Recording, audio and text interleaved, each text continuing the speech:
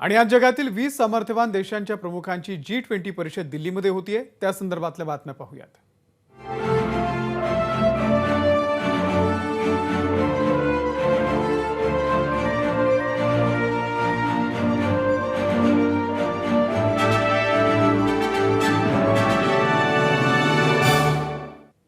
तर G20 परिषदेसाठी दिल्ली सज्ज झालेली असून सुरक्षेसाठी अत्यंत कडक उपाययोजना करण्यात आलेली आहे। G20च्या सर्व नेत्यांचं प्रगती मैदानातल्या भारत मंडपममध्ये आगमन सुरू झालेलं आहे आणि खुद्द पंतप्रधान नरेंद्र मोदी त्यांचं स्वागत करतायत। G20 परिषदेमधलं पहिलं सत्र म्हणजे वन अर्थला सुरुवात होईल। दुपारच्या जेवणानंतर 3 ते पावणे 5 वाजेपर्यंत वन फॅमिली हे दुसरं सत्र असेल। त्यानंतर रात्री 8 ते 9:15 या वेळेमध्ये सर्व राष्ट्रप्रमुखांची पुन्हा एकदा चर्चा होईल। तर संध्याकाळी 7 ते 8 या वेळेमध्ये G20च्या नेत्यांसाठी राष्ट्रपतींकडून विशेष डिनरचंही आयोजन करण्यात आलंय। आज आणि उद्या ही परिषद असून त्यासाठी दिल्लीमध्ये कालपासून 3 दिवसांची सुट्टी जाहीर करण्यात आलेली आहे। प्रशांत कदम आपले प्रतिनिधी या संदर्भातले अपडेट देतील। प्रशांत, संपूर्ण जगाचं लक्ष ज्या शिखर परिषदेकडे लागलेलं आहे त्या G20 शिखर परिषदेची सुरुवात आज दिल्लीमध्ये झालेली आहे। भारत मंडपम म्हणजे प्रगती मैदानचं आधुनिकीकरण नुकतंच पार पडलेलं आहे आणि ज्या संपूर्ण व्यासपीठाला भारत मंडपम असं नाव देण्यात आलेलं आहे त्या ठिकाणी ही परिषद पार पडते आहे। 9:30 वाजताच पंतप्रधान नरेंद्र मोदी त्याच्यानंतर परराष्ट्र मंत्री एस जयशंकर या ठिकाणी दाखल झाले आणि वेगवेगळ्या राष्ट्रप्रमुखांचे या ठिकाणी स्वागत केलं जात आहे। आज पहिली बैठक जी आहे ती वन अर्थ या मुद्द्यावरती पार पडणार आहे। One earth, one family, one future अर्थात वसुधैव कुटुंबकम ही या शिखर परिषदेची थीम आहे आणि या संपूर्ण G20 बैठकीच्या निमित्तानं गेल्या जवळपास आठवडाभरापासून राजधानी दिल्लीमधली लगबग जी आहे ती जाणवते आहे। एखादा उत्सव असावा अशा पद्धतीने संपूर्ण दिल्ली सजलेली आहे। आज इथलं वातावरण सुद्धा अचानकपणे बदललेलं आहे, थोडंसं पावसाळी वातावरण झालेलं आहे आणि त्यामुळे दिल्लीच्या या गरमीपासून सुद्धा थोडीशी सुटका जी आहे ती सगळ्या पाहुण्यांची झालेली आहे असं म्हणायला हरकत नाहीये। काय नेमके महत्वाचे करार, महत्वाचे मुद्दे, महत्वाच्या घोषणा या बैठकीमध्ये होत आहेत याकडे सगळ्यांचं लक्ष असेल। आफ्रिकन युनियनचा समावेश G20 मध्ये होतो का ही एक महत्वाची गोष्ट या सगळ्या शिखर परिषदेमध्ये असेल की ज्याकडे सगळ्यांचं लक्ष असेल। सोबतच भारताचे जे वेगवेगळे मुद्दे आहेत ते द्विपक्षीय बैठकांमध्ये कसे पुढे आणले जात आहेत, कारण पंतप्रधान नरेंद्र मोदी या बैठकीच्या पार्श्वभूमीवरती खूप वेगवेगळ्या राष्ट्रप्रमुखांना सुद्धा भेटणार आहेत आणि त्या अर्थानं या सगळ्या गोष्टींकडे लक्ष असेल। प्रगती मैदानला एक खूप मोठा इतिहास आहे। जेव्हा आशियाई परिषद भरणार होती त्यावेळी त्याची उभारणी झालेली होती साधारणपणे 70-80च्या दशकामध्ये। त्याच्यानंतर आता G20चं यजमानपद होत असताना या प्रगती मैदानचं आधुनिकीकरण होऊन भारत मंडपम की ज्याच्या समोर नटराजाची मूर्ती आहे त्या ठिकाणी भारत या अत्यंत शक्तिशाली समूहाचं यजमानपद भूषवतोय ही नक्कीच एक महत्वाची गोष्ट आहे आणि त्या अर्थानं या सगळ्या घडामोडींच्याकडे लक्ष ठेवायला हवं। निश्चितच प्रशांत, आपण बघतोय की एकीकडे अमेरिका असेल, ब्रिटन असेल असे शक्तिशाली देशांचे राष्ट्राध्यक्ष या बैठकीसाठी उपस्थित असताना रशिया आणि चीन यांचे राष्ट्रप्रमुख मात्र अनुपस्थित आहेत। त्याकडे कसं बघायचं? नक्कीच, खरं तर जेव्हा G20ची घोषणा झालेली होती आणि त्याच्यानंतर हे सगळे राष्ट्रप्रमुख एका ठिकाणी असतील त्या दृष्टीनं सगळी सुरक्षेची व्यवस्था सुद्धा करण्यात आलेली होती। म्हणजे शी जिनपिंग यांच्यासाठी कुठलं हॉटेल असेल, पुतीन यांच्यासाठी कुठलं असेल, कारण या दोनही राष्ट्रप्रमुखांची सुरक्षा अमेरिकेच्या राष्ट्राध्यक्षांसोबतच एक खूप महत्वाचा विषय होती। सगळी तयारी झालेली होती, हॉटेल्स ठरलेले होते, त्या दृष्टीनं गाड्यांचा ताफा कसा असेल, किती असेल या सगळ्या गोष्टी तयारीच्या केल्या जात होत्या आणि त्याच पार्श्वभूमीवरती अचानकपणे 8-10 दिवसांपूर्वी हे कळलं की चीनचे राष्ट्राध्यक्ष शी जिनपिंग आणि रशियाचे राष्ट्राध्यक्ष पुतीन हे स्वतः या बैठकीसाठी उपस्थित राहणार नाहीयेत। साहजिक आहे की चीन रशिया हे एक वेगळं समीकरण आहे, त्या अर्थानं अमेरिका हे एका वेगळ्या बाजूला असतं आणि त्या दृष्टीनं जेव्हा चीन रशिया येत नाहीयेत त्याच्यानंतर त्याची एक चर्चा जी आहे ती होणं स्वाभाविक आहे। पण तरी सुद्धा G20च्या एकूण अजेंड्यावरती याचा फारसा परिणाम होणार नाही असं भारताच्या वतीनं सांगितलं जात आहे। काय नेमकी घोषणा होते हे आपल्याला बघावं लागेल। निश्चितच। तर आपण बघतोय की अनेक राष्ट्रांचे राष्ट्राध्यक्ष आता येत आहेत आणि सध्या ब्रिटनचे राष्ट्राध्यक्ष ऋषी सुनक पंतप्रधान नरेंद्र मोदी यांना भेटतायत, त्यांचं स्वागत करतायत पंतप्रधान नरेंद्र मोदी। आणि आज आणि उद्या असे 2 दिवस ही G20ची परिषद दिल्लीमध्ये होतीये।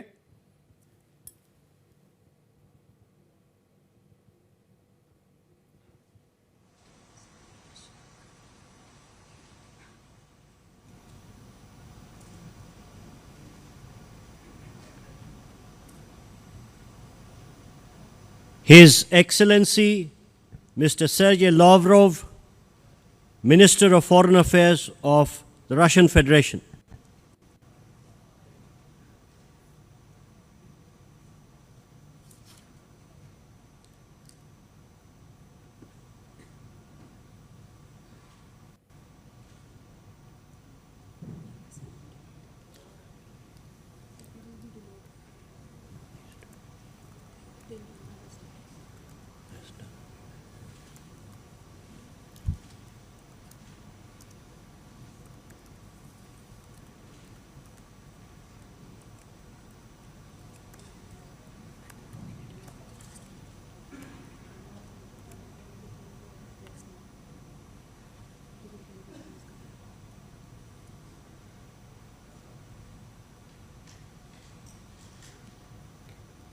तर पर्यावरणीय बदल, अन्न सुरक्षेवरती चर्चा असे अनेक मुद्दे या 2 दिवसांमध्ये चर्चिले जाणार आहेत.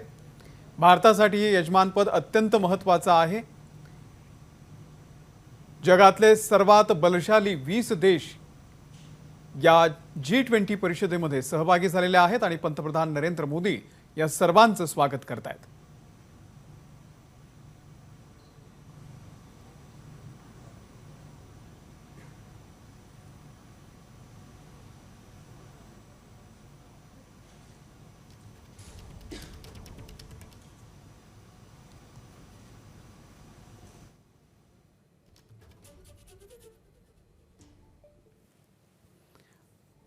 आज अनेक सत्रांमध्ये चर्चा होणार आहे.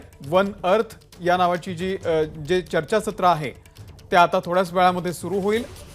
दुपारी जेवणानंतर वन फॅमिली हे दुसरे चर्चासत्र होणार आहे. संध्याकाळी राष्ट्रपतींकडून खास डिनरचं सुद्धा आयोजन करण्यात आलेलं आहे आणि त्यानंतर सर्व राष्ट्रप्रमुखांची चर्चा होईल.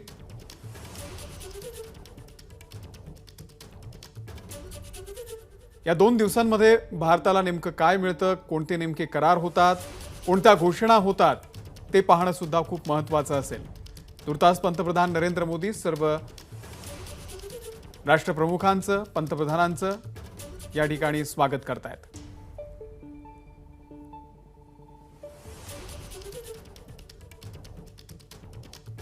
तर G20 मधून भारताला काय मिळणार, काय मिळणं अपेक्षित आहे त्या संदर्भातले मुद्दे आपण बघतोय. विकास, आरोग्य, शिक्षण आणि व्यापारामध्ये सहयोग वाढेल. परकीय गुंतवणुकीला आकर्षित करण्याची संधी आहे.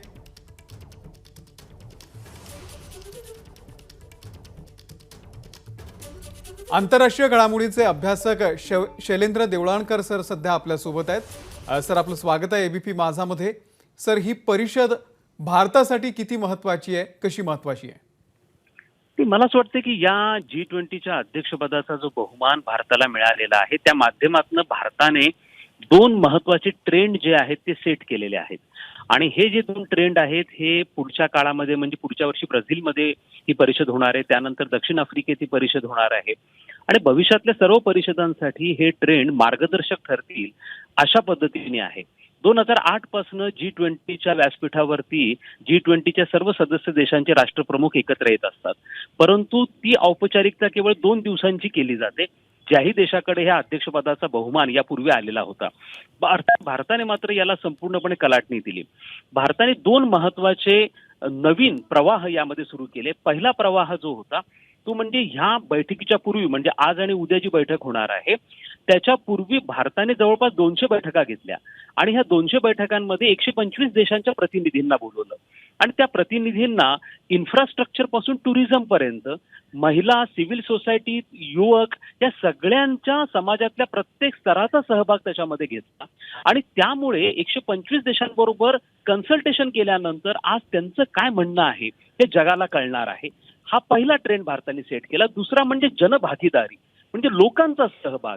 केवळ हे दिल्लीपुरतं किंवा दिल्लीतल्या भारत मंडपम पुरतं ही ऍक्टिव्हिटी रेस्ट्रिक्ट राहायला नको, तर सर्वसामान्य भारतीयांना हे कळलं पाहिजे आहे. मिस्टर जोको विडोलो, तर त्या दृष्टिकोनातून भारताने ही बाब केली आणि त्यामुळे हे 2 महत्वाचे ट्रेंड जे आहेत ते भारताच्या माध्यमातून सेट झाले. आता प्रश्न उपस्थित होतो की भारत याच्यातनं नेमकं काय मिळवणार आहे. तर सगळ्यात महत्वाचा मुद्दा असा आहे की भारत या माध्यमातून भारताने जो अजेंडा सेट केलेला आहे हा अजेंडा संपूर्ण जगाला दिशा देणारा ठरणार आहे. भारताने प्रामुख्याने 3 गोष्टींवरती भर दिलेला आहे. G20चं एकूणच सगळं जे कामकाज आहे 2 ट्रॅकवरती चालतं, म्हणजे 2 फ्रंटवरती चालतं. त्यातला पहिला ट्रॅक आहे ज्याला आपण फिनान्शियल ट्रॅक असं म्हणतो, जो सर्वात महत्वाचा ट्रॅक आहे, आणि दुसरा शेर्पा ट्रॅक आहे. आता जो फिनान्शियल ट्रॅक आहे त्यासाठी भारताने 3 प्रामुख्याने अजेंडा सेट केलेले आहेत. त्यातला पहिला जो अजेंडा आहे तो प्रामुख्याने क्रिप्टो करन्सीचा आहे. ही जी क्रिप्टो करन्सीचं आव्हान आज सर्व जगापुढचं आहे. चीनने ह्या क्रिप्टो करन्सीला पूर्णपणे बॅन केलेलं आहे. ही एक डिजिटल अनरेग्युलेटेड करन्सी आहे ज्यामुळे भारताला धोका निर्माण झालेला आहे. त्यामुळे याचं आंतरराष्ट्रीय पातळीवरती व्यवस्थापन कसं करायचं, मॉनिटरिंग कसं करायचं, त्याच्यावर नियंत्रण कसं आणायचं, हा मुद्दा भारताकडनं उपस्थित केला जाईल. या संदर्भामध्ये कार्यबल गट देखील करण्यात आला होता. दुसरा जो महत्वाचा कार्यबल गट आहे जो खुद्द अर्थमंत्री निर्मला सीतारामन यांच्या अध्यक्षतेखाली आहे आणि तो आहे फायनान्शियल इन्क्लुझिव्हिटीचा. म्हणजे आपण कशा पद्धतीने आपली जी एकूणच जागतिक आर्थिक विकास आहे हा सर्वसमावेशक कसा बनवू शकतो, तर या संदर्भामध्ये 2023 ते 2026 अशा प्रकारे कार्यबल गट हा G20च्या व्यासपीठावर तयार केला गेलाय आणि त्याचं अध्यक्षपद भारताकडे आहे आणि भारतालाच हा रिपोर्ट सादर करायचा आहे. त्यामुळे संपूर्ण ग्रोथ जी आहे ही पोस्ट कोरोना काळामध्ये सर्वसमावेशक पाहिजे या दृष्टिकोनातून भारत प्रयत्न करेल. तिसरा जो मुद्दा आहे जो फार महत्वाचा आहे आणि तो म्हणजे की आता रशिया युक्रेन युद्धानंतर फार मोठ्या प्रमाणावरती श्रीमंत देशांच्या अर्थव्यवस्थांवरती परिणाम झाल्यामुळे गरीब देशांना कर्ज कोण देणार हा मोठा कळीचा प्रश्न आहे. हे कर्ज देणाऱ्या ज्या IMF आणि वर्ल्ड बँक सारख्या आंतरराष्ट्रीय वित्तीय संस्था आहेत यांच्यामध्ये पारदर्शकता नाहीये. त्यामुळे ही पारदर्शकता आणणं, त्यांच्यामध्ये सुधारणा, स्ट्रक्चरल रिफॉर्म्स घडवून आणणं हे दुसरं आव्हान आहे जो भारत यापुढे मांडणार आहे. तिसरा जो मुद्दा आहे जवळपास 76 देश आज कर्जविळख्यामध्ये अडकलेले आहेत. यांना कर्जविळख्यातनं रिलीफ कसा द्यायचा हे महत्वाचं आव्हान आहे. त्या दृष्टिकोनातून प्रयत्न केले जाणार आहेत. आणि चौथं जे आहे जी पोस्ट कोरोना काळामध्ये एकूणच आंतरराष्ट्रीय विकास दर जो आहे, आर्थिक विकास दर जो आहे तो कमालीचा घटलेला आहे, एक मरगळ आलेली आहे. त्यामुळे पोस्ट कोरोना इकॉनॉमिक रिस्ट्रक्चर हा एक महत्वाचा चॅलेंज आहे ज्या दृष्टिकोनातून या 2 दिवसांमध्ये चर्चा होणार आहे. आणि जो शेर्पा ट्रॅक आहे त्या शेर्पा ट्रॅकच्या माध्यमातून भारत एक महत्वपूर्ण प्रश्न उपस्थित करणार आहे आणि तो म्हणजे आफ्रिकन देशांचा G20 मध्ये समावेश कशा पद्धतीने करून घेतला जाईल. आफ्रिका हा जो कॉन्टिनेंट आहे 54 देश आहेत, पण केवळ दक्षिण आफ्रिका हा G20चा सदस्य आहे. उर्वरित देश हे पूर्णपणे या G20च्या अँबिटच्या बाहेर His आहे. Excellency त्यामुळे त्यांचा Luiz समावेश Inácio कसा Lula केला da जाईल या Silva, दृष्टिकोनातून देखील President प्रयत्न of हा Brazil, भारताच्या माध्यमातून केला जाईल. who's also निश्चितच, accompanied by the First खूप Lady. महत्वाची परिषद आहे ही भारताच्या दृष्टीनं. अनेक देशांचे राष्ट्रप्रमुख, अनेक पंतप्रधान या परिषदेला उपस्थित आहेत सर, परंतु 2 राष्ट्रप्रमुखांची अनुपस्थिती आपल्याला सगळ्यांना खटकते, ते म्हणजे रशिया आणि चीन. त्याकडे कसं बघायचं? एक लक्षात घ्या की ह्या दोघांनी पण न येण्यामागे त्यांची व्यक्तिगत कारणं आहेत. त्यांचा रोष हा G20 वरती किंवा G20चं अध्यक्षपद भारताकडे आहे म्हणून त्यांचा रोष नाहीये.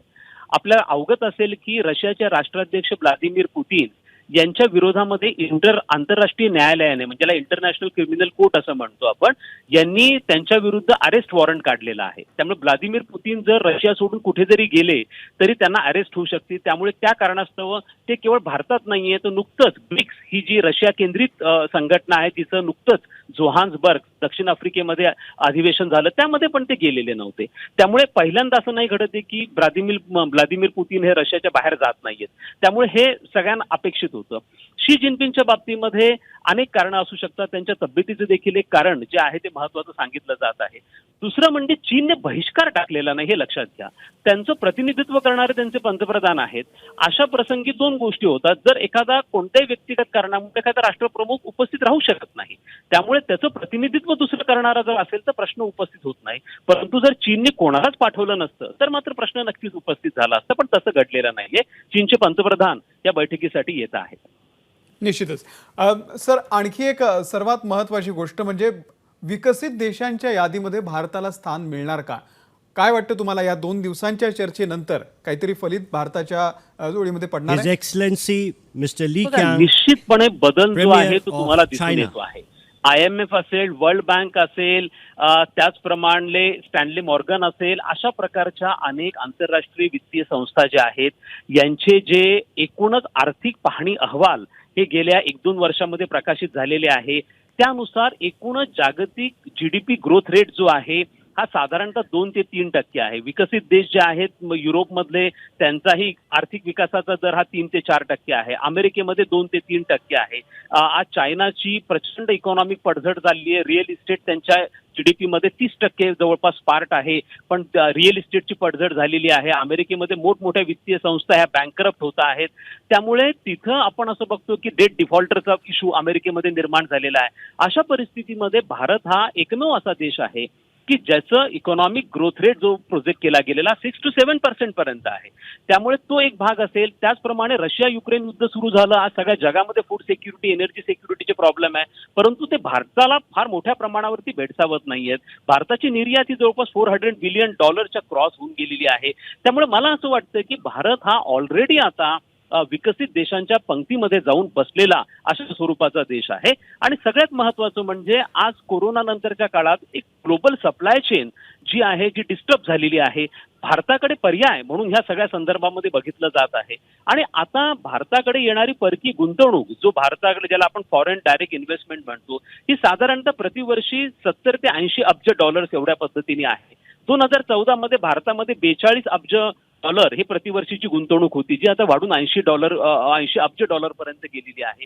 याच्या नंतरच्या काळामध्ये ही गुंतवणूक वाढणार आहे. G20च्या माध्यमातून आपण काय केलं तर G20च्या माध्यमातून आपण भारतभर ज्या 200 बैठका घेतल्या त्याच्यामध्ये 125 देशांच्या प्रतिनिधींना बोलवलं आणि त्यांना आपण हे दाखवलं की बघा की गेल्या काही वर्षांमध्ये डिजिटल पब्लिक इन्फ्रास्ट्रक्चर क्रिएट करून भारताने कसा इकॉनॉमिक ट्रान्सफॉर्मेशन केलं आहे. भारताचं UPI असेल, भारताचं आधार कार्ड असेल, भारताचं कोविन ॲप असेल, भारताचं ट्रॅफिक मॅनेजमेंटच्या दृष्टीने विकसित केलेलं फास्ट ट्रॅक असेल, या सगळ्या गोष्टी विकसनशील देशांना, गरीब देशांना अत्यंत आदर्श आणि मार्गदर्शक ठरणाऱ्या आहेत. याचं प्रदर्शन भारत करू शकला, भारताच्या इन्फ्रास्ट्रक्चर डेव्हलपमेंटचं प्रदर्शन करू शकला आणि याच्या दृष्टिकोनातून भविष्यामध्ये भारतामध्ये येणारी परकीय गुंतवणूक ही वाढण्याच्या दिशेने निश्चितच मदत होणार आहे. निश्चितच परकीय गुंतवणुकीच्या दृष्टीने एक महत्त्वाचा प्रश्न हा आहे सर की सध्या जवळपास अनेक राष्ट्र हे आर्थिक संकटामध्ये आहेत, भारतही त्यामध्ये आहेच. अशा स्थितीमध्ये ही परिषद होणं, ती भारतामध्ये होणं आणि अमेरिका असेल, ब्रिटन असेल, फ्रान्स असेल, असे मोठ्या देशांचे प्रमुख या बैठकीला उपस्थित असणं हे आपल्यासाठी किती महत्त्वाचं आहे? बघा, पहिल्यांदा म्हणजे खरं असं म्हणाल तर 2008 पासून G20चे जे राष्ट्रप्रमुख आहेत ते प्रतिवर्षी भेटत आहेत. बराक ओबामा त्यावेळेला अमेरिकेचे राष्ट्राध्यक्ष होते 2008 मध्ये आणि त्यांनी G20 मध्ये नवचैतन्य आणलं. पहिले केवळ अर्थमंत्री भेटायचे, आता राष्ट्रप्रमुख भेटायला लागलेले आहेत. 2008 नंतर तर 2023 पर्यंत आपण जर G20चा प्रवास पाहिला तर 2019-20 पर्यंत या संघटनेचा प्रवास हा अत्यंत चांगला होता. महत्वाचे निर्णय या संघटनेने घेतले होते.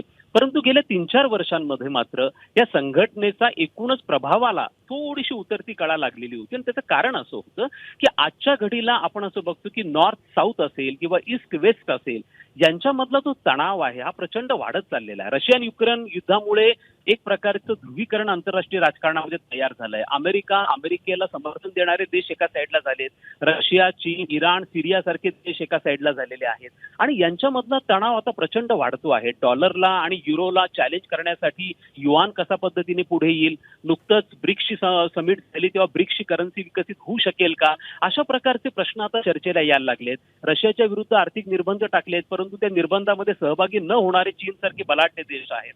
त्यामुळे एकूणच शीतयुद्धासारखी परिस्थिती असताना G20चं संमेलन घडवून आणणं, त्याच्यामध्ये अजेंडा कॉमन सेट करणं, त्याच्यावरती सगळ्यांची सहमती आणणे खूप मोठं चॅलेंज आहे. आणि अशा परिस्थितीमध्ये G20 भारतात घडत असल्यामुळे याला एक वेगळ्या प्रकारचं महत्व आहे आणि म्हणून भारताने वसुधैव कुटुंबकमची जी संकल्पना मांडलेली आहे की आमचं पृथ्वी एक आहे, आम्ही एक कुटुंबातले आहोत, हा नारा काय सांगतो की तुम्ही अशा प्रकारचे मतभेद विसरा आणि जे आंतरराष्ट्रीय स्वरूपाचे प्रश्न आहेत जे सगळ्या जगाला भेडसावणारे आहेत, पर्यावरणाचं रक्षण असेल, इकॉनॉमिक रिकन्स्ट्रक्शन असेल, अण्वस्त्रांचा प्रसार असेल, यासाठी सर्वांनी एकत्र येणं, मतभेद विसरणं हेच नारा भारताने द्यायचा प्रयत्न केलेला. वन अर्थ वन फॅमिली या माध्यमातून हा अजेंडा, हा नारा भारताने दिलेला असल्यामुळे या नाऱ्याकडे आणि एकूणच सगळ्या G20च्या परिषदेकडे संपूर्ण जगाचं लक्ष लागून आहे. निश्चितच सर, त्यासोबतच सगळ्यात महत्त्वाचं म्हणजे जसं आपण बघतो की सगळीकडे महागाई वाढलेली आहे, त्यासोबतच बेरोजगारी सुद्धा आहे. गुंतवणुकीचा मुद्दा गेल्या काही वर्षांपासून सातत्यानं चर्चेला जातोय. या परिषदेच्या निमित्तानं भारतामध्ये परकीय गुंतवणूक होऊन रोजगार निर्मिती होऊ शकते का? तो निश्चितच आहे. लक्षात घ्या की आपल्याकडे जो एफडीआय येतो आहे, हा एफडीआय प्रामुख्याने आपली जी अपेक्षा आहे ती कन्स्ट्रक्शन सेक्टरमधली आहे आणि आपल्याकडे रोजगाराच्या ज्या सर्वाधिक संधी आहेत ह्या प्रामुख्याने कन्स्ट्रक्शन सेक्टरमधल्याच आहेत. त्यामुळे जे प्रकल्प येतात हे इंडस्ट्रियल कॉरिडॉर विकसित करण्याचे असतील, बुलेट ट्रेनचे असतील, पोर्टचे असतील, रोड डेव्हलपमेंटचे असतील, यामध्ये एफडीआय हा मोठ्या प्रमाणावर येतोय. फॉरेन असिस्टन्स ही मोठ्या प्रमाणावरती येते आहे. त्यामुळे जसं तुमच्याकडचा फॉरेन डायरेक्ट इन्व्हेस्टमेंट वाढेल तशाच पद्धतीने तुमच्याकडे रोजगाराच्या संधी या देखील निर्माण होतील. त्यामुळे या आपण दृष्टिकोनातून विचार केला तर सर्वसामान्य जनतेला, सर्वसामान्य भारतीयांना या G20चा काय फायदा आहे? तर सर्वसामान्य भारतीयांना या G20च्या माध्यमातून एक अत्यंत महत्वाचा फायदा जो होणार आहे, एक तर जो ब्रँड इंडिया म्हणून आपण या माध्यमातून प्रोजेक्ट करण्याचा प्रयत्न करतोय. भारताची बदललेली छबी, प्रतिमा आपण जगापुढे मांडण्याचा प्रयत्न करतोय की भारत आता इन्व्हेस्टमेंटच्या दृष्टिकोनातून अत्यंत उत्तम डेस्टिनेशन आहे. जगातली सगळ्यात मोठी लोकशाही आहे, स्टेबिलिटी आहे, धर्मनिरपेक्ष देश आहे. तुम्ही ते इन्व्हेस्टमेंट करू शकता. कम्पेअर टू चायना आणि कम्पेअर टू अदर देश आपल्याकडे तुम्हाला इन्व्हेस्टमेंटचे चांगल्या ऑपॉर्च्युनिटीज आहेत. या इन्व्हेस्टमेंट आल्या तर 100% रोजगाराच्या संधी या येत्या काळामध्ये विकसित होणार आहेत. देवळाणकर सर, खूप खूप धन्यवाद. तुम्ही अगदी सोप्या शब्दांमध्ये या संपूर्ण G20 परिषदेमध्ये नेमकं काय होणार आहे, आपल्याला सर्वसामान्य लोकांना काय मिळणार आहे, याचं अगदी सविस्तर सोप्या भाषेमध्ये विश्लेषण केलं. त्याबद्दल आपले खूप खूप आभार. एबीपी माझा, उघडा डोळे बघा नीट.